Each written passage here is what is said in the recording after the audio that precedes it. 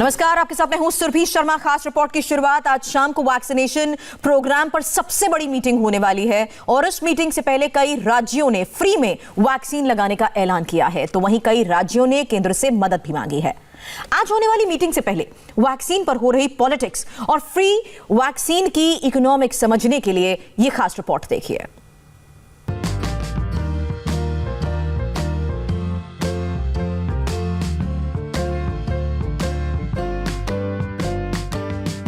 Corona virus को मारने वाली वैक्सीन दवा फैक्ट्री से निकलकर एयरपोर्ट और स्टेट डिपो होते हुए वैक्सीन सेंटर तक कैसे पहुंचेगी, कैसे स्टोर की जाएगी और इंजेक्शन कैसे लगेगा, इसकी पूरी चेन तैयार है। दुनिया का सबसे बड़ा vaccination programme ready to start है। कोरोना वैक्सीन लगाने का शुभ मुहूर्त निकल चुका है। प्रधानमंत्री नरेंद्र मोदी ने टीका लगाने की शुभ घड़ी 16 जनवरी निश्चित की है। वैक्सीन को लेकर फैलाई गई गलतफहमियां दूर की जा चुकी हैं। मोदी के विरोधी भी वैक्सीन प्रोग्राम में प्रधानमंत्री के साथ चलने को तैयार हैं, मगर वैक्सीन से जुड़े कुछ सवाल अब भी आपके मन में होंगे। वैक्सीन की शुभ घड़ी आई, आपका नंबर कब आएगा?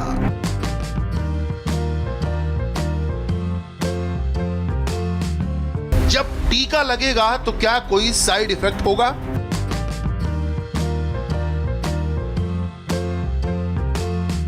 क्या कोरोना का टीका लगाने कोई आपके घर आएगा?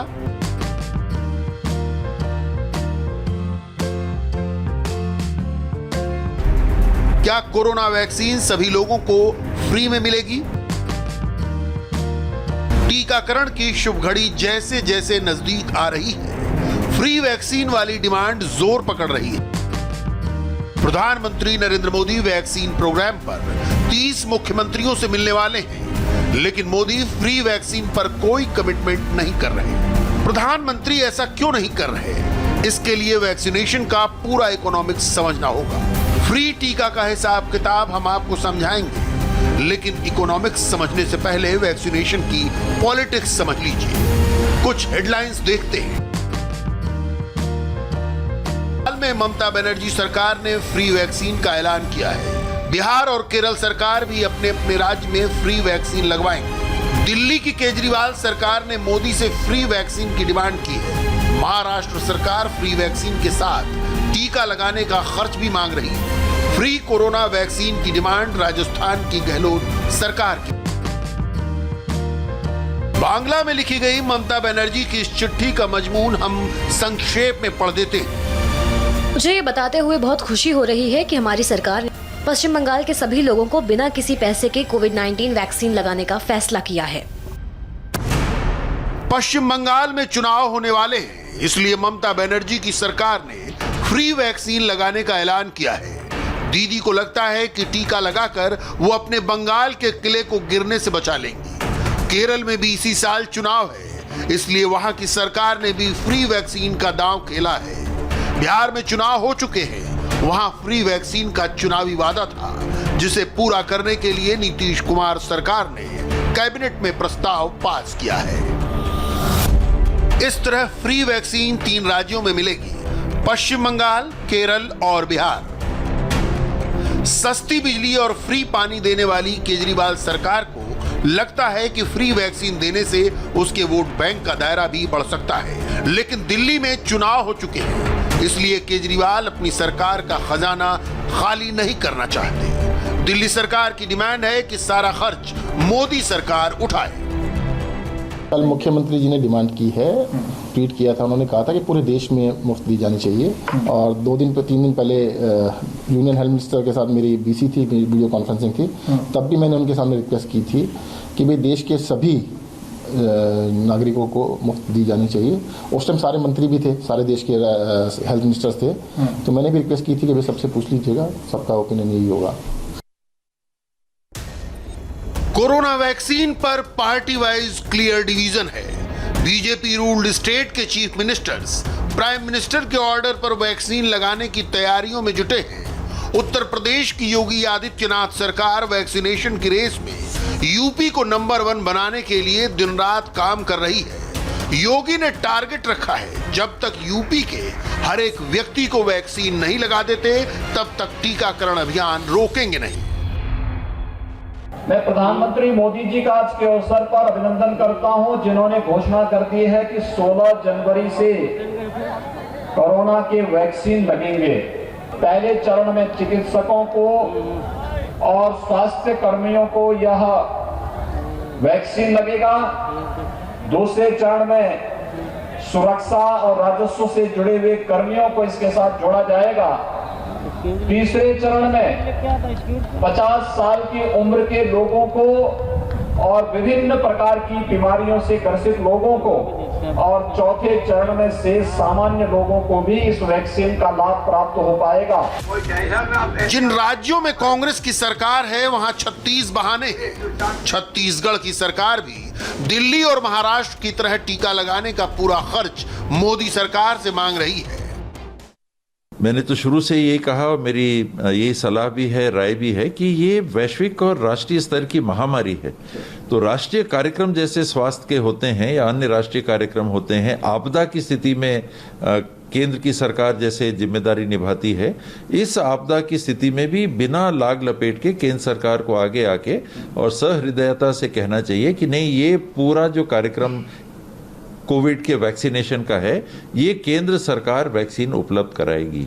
यानी इसमें इसको लटके नहीं रहने देना चाहिए। अब जरा फ्री वैक्सीन की इकोनॉमिक्स समझ लेते हैं।